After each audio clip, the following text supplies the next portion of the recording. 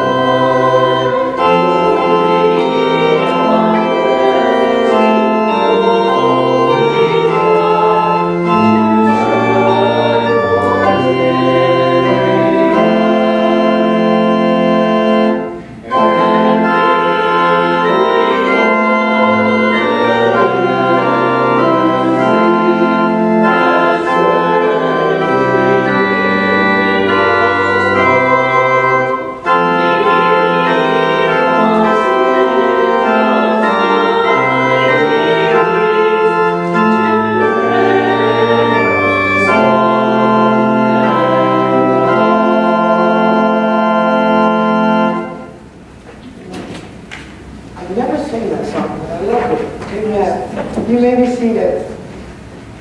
This week was a busy week, but Lent season is busy, so I just expected. On Friday, I had a funeral.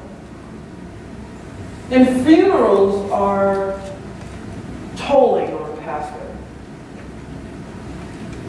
And the reasoning that funerals are tolling is because folks are very close to spirituality when mourning. And I was explaining this to Valerie, that when people are mourning, I find that it's the closest thing to spirituality. On Friday it snowed, and it was beautiful outside. And I find that when special people go, God seems to decorate the world or let it rain or pour. And I just noticed that as a kid, when my grandfather passed, it was pouring outside. It just started pouring at the day of his funeral. But it's tolling on a pastor because you're giving out of yourself. You're there to hold a hand. You're there just to listen. You're there just to pray.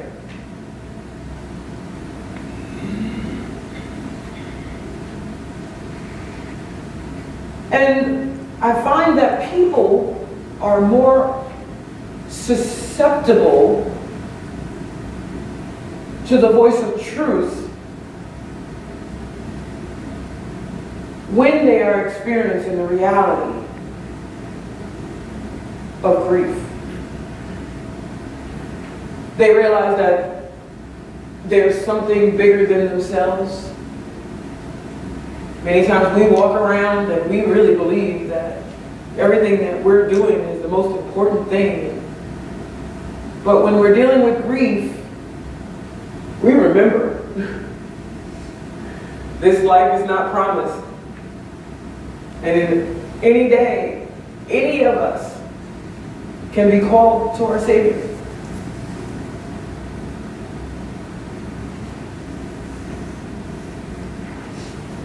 I tell you that because today's message is about birth. The opposite of birth is, our assumption is death, but I find that when we're transitioning into the next place, however that process is, I find that that is a new birth into a new place. So I have these two birds, and their names are Sure and Maybe. When we got Sure and Maybe, I said, what will be your names? And I wasn't sure. It took a few days for us to name them, right? It took a little time. And one day I said, I'm going to try to see if I can hold the birds. And I stood at the cage and I was quiet and put my hand out. And I found that one bird was curious and would come close and then fly away and then come close and then fly away. And eventually, the bird would come close and let me rub its chest. And I said, oh. And I said, come on. And the bird jumped on my finger. And I said, oh, you're sure. And the birds' names literally came out of their behavior. And it's interesting, when I was in high school, I had a bird named Vane, and I used to look in the mirror all the time. So Sure jumped on my finger, and I said, oh, you're Sure. And I said, you must be Maybe, because Maybe was not having it. Did not want anything to do with my hand. Recently, you might have looked at my Facebook post, I found out that Sure knows how to get out of her cage. The cage is not made for this bird, it's made for a big bird. But I wanted them to have a lot of space, because who wants to be caged in a small cage? So I found out last week that Sure knows how to get out of her cage. She can go right through the holes, like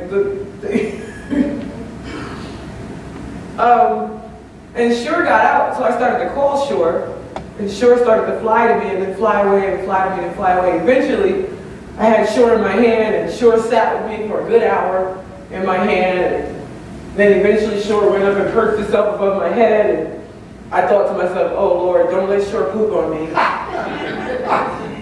That's exactly what I thought. And then I said, oh no, what if this bird thinks that this house is its cage now? And what if this bird, well, at first I was so happy that the bird was in my hand, sitting in my, spending time with me, and then I was happy that it just wanted to be next to me, and then I started to think about the consequences of having a bird that's liberated from its cage. And I started thinking about bird poop. And I was like, Lord have mercy, if I have to go around and clean up droppings from this bird, because this bird keeps getting out of its cage, that would not be a good idea. Isn't it interesting how sometimes that's how we are? The idea of liberation, the idea of it is a beautiful idea for everyone, right? It's a beautiful idea for everyone, but then as soon as we start thinking about the crap that we're going to have to pick up around here because that person doesn't have the same etiquette that I have and they don't understand, and I'm going to have to go run behind them and make sure that they do their part because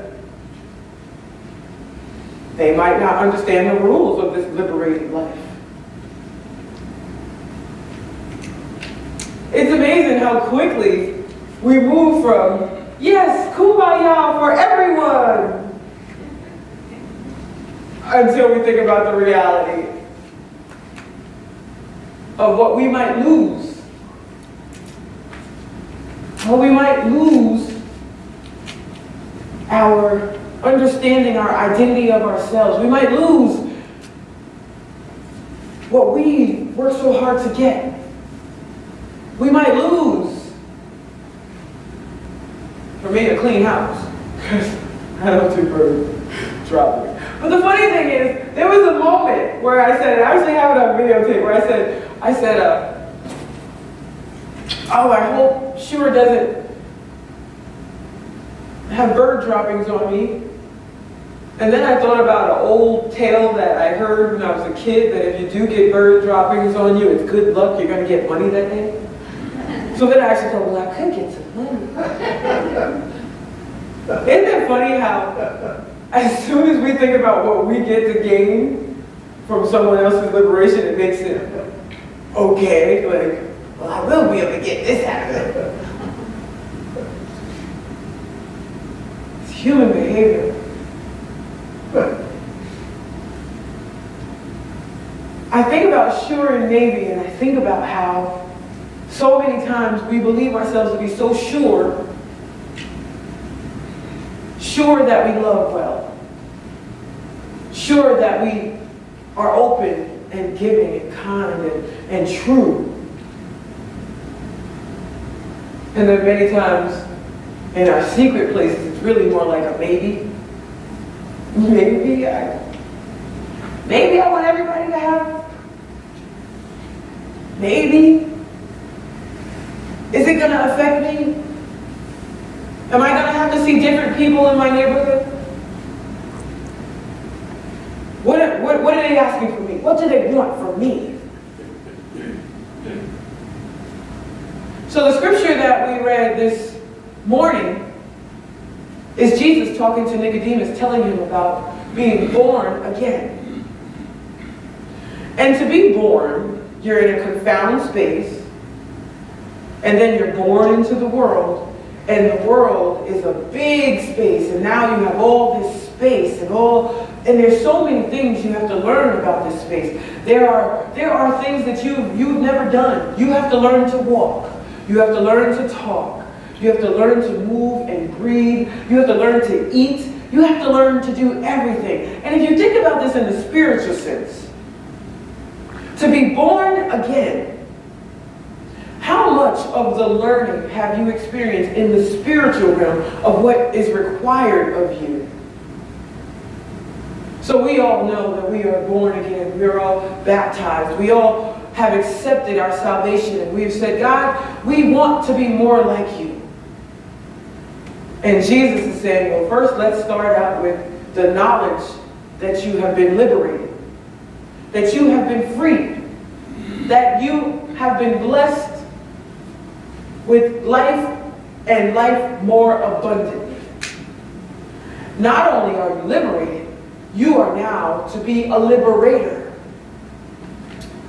So Jesus is talking to Nicodemus, and Nicodemus does not understand. He doesn't understand the concept of what Jesus is saying. But later on in the scripture it says, for God so loved the world that God gave God's only Son, that whosoever should believe on him should not perish, but have everlasting life. So what happens is, God loved so that something would happen for us. So love brought a reaction for us. Love brought us into liberation. Love brought us into a new horizon, a place where we have expanded territory, where we can learn to operate even more, learn to walk in the Spirit, learn to talk in the Spirit, learn to give, learn to be liberators. Now last week and the week before we talked about the enemy, and the enemy being an accuser, a tempter. And the Bible says that Satan comes to kill, steal, destroy. Satan is an accuser, a tempter. These are the characteristics of the enemy. And if you think about it, it's always in the sense of, think about the characteristics. Kill, steal, destroy, that's taking, that's robbing, that's saying, this is mine, right? It has to do with caging and trying to confound, trying to keep secure. Kill, steal, destroy, accuse, an accusation, a tempter. These characteristics are the equivalent of the cage. These characteristics are the things that keep people from liberation. These characteristics stop people from growing, from developing, from moving forward. If you steal from me, then how will I ever get to where I'm trying to go? If as soon as I gain something and it's being stolen from me and pulled up from under my feet, then how will I ever get to a place where I can say I'm free indeed? If you're trying to kill me, then how will I ever live a life more abundantly? If you're trying to destroy me, then what place will I ever stand and say, I am victorious? I ask these questions because surety maybe is truly the answer. Love, and I said this at the funeral on Friday, liberates. Love liberates. So if love liberates, it's only logical. It's only logical that we accept our responsibility to love. To be born again in Christ is to be born in love. To know that God so loved the world that God sent God's only begotten Son, that whosoever believed on him would have everlasting life, would come into a new open space. We all can look forward to it. We are all liberated in Christ. We can look forward to knowing that there will be soon one day where we all come into a wider space than earth. Heaven is going to be amazing. Earth is quite extraordinary. This place works like a well-oiled machine. But there's this thing that happens. People have this idea of scarcity. There's just not enough for everybody. There's not enough to make sure that everybody gets some. So let's all make sure that we get ours and put somebody out there and make sure that they stay.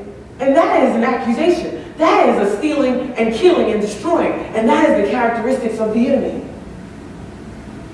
The question is, have you accepted your surety in the liberty of Jesus Christ? Have you accepted that you are sure that you are not just born again, but growing in the love of Christ? Exercising the liberty that's within you, that your love, it goes out into the world. People feel it when they come in here.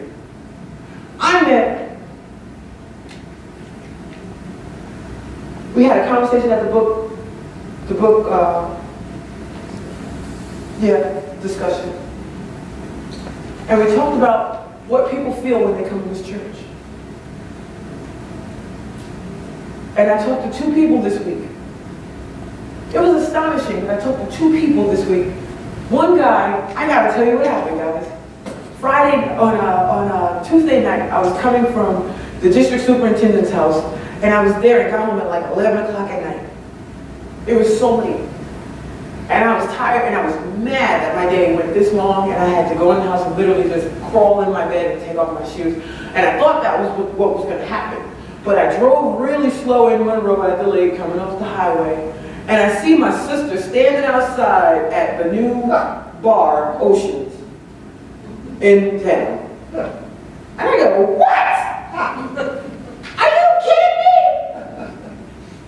I turned around and parked my car, because now I'm going to... That's a good way to end the day, especially when you're feeling the way I was feeling. And we're sitting there, we're talking, and I'm happy now. And I was stinky at the end of the day. But when I saw her, I was so happy. And it was so good that I had fellowship at the end of the night. Because, I mean, it was all business before that, you know. And I was sitting there at the bar, and this man says to me, hold on, are you the pastor? I said, yeah, that's me. I don't remember how I told you. I don't know. No matter where I am, because I'm the same everywhere. So I said, yeah, that's me. And he goes, I heard you preach. And he said, if I listen to you long enough, I give my life to Jesus. And I said, so come on over to church. Come over to Central Valley Methodist Church. Come on. He goes, well, you keep coming back here and I'll come with you one of these days. I said, oh, you're giving me a challenge. All right. And then the next day, 2 or 3 days later, I'm in the thrift store right next door to this place in Monroe again. And I'm talking to people in the community because I'm really trying to get folks to come to church. But he had spoke about how he really appreciated my sermon, but he wasn't sure if he wanted to come here. And I was like, oh, that stinks. So then I met this lady at the thrift store.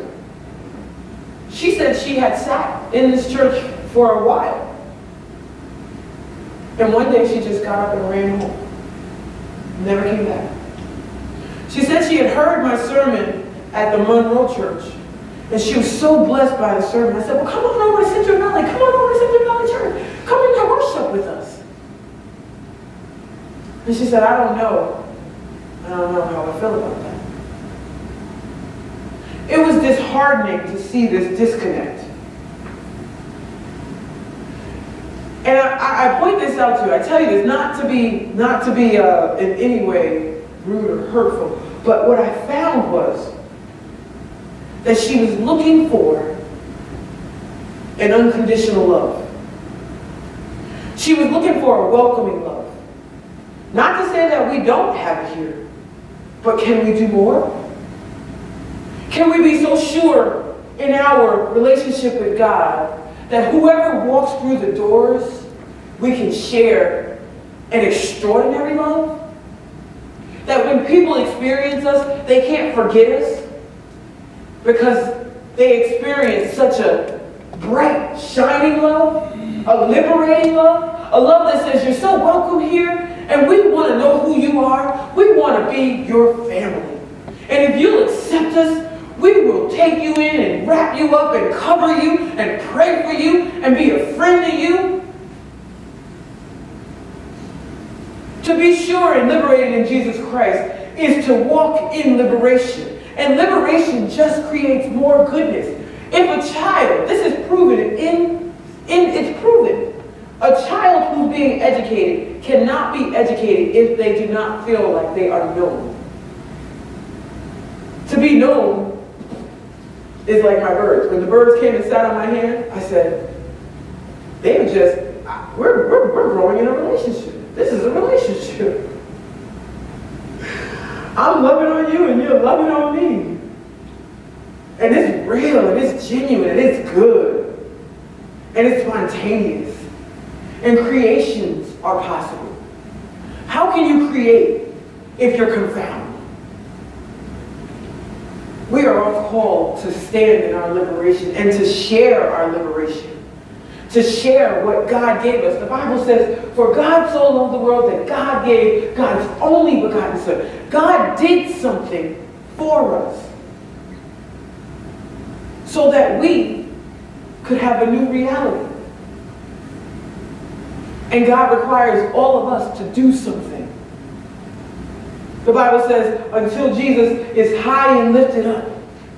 See, to lift Jesus high in the spiritual sense is that when people experience us, they experience Jesus.